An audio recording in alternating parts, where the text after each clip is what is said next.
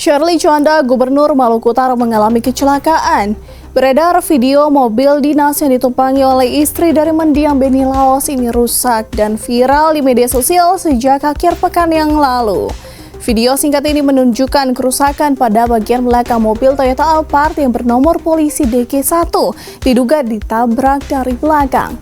Shirley Juanda selamat tanpa luka serius dan tampak berjalan dengan tenang saat turun dari kendaraan. Bahkan ia tersenyum sambil memegang kepalanya. Hingga saat ini kronologi lengkap masih belum diketahui secara resmi dan belum ada pernyataan dari pihak gubernur maupun dari pihak kepolisian.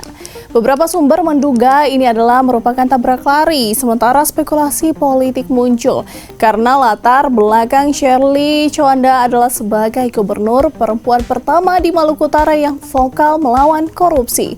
Ayo berikan pendapat Sobat Kawanua mengenai video ini.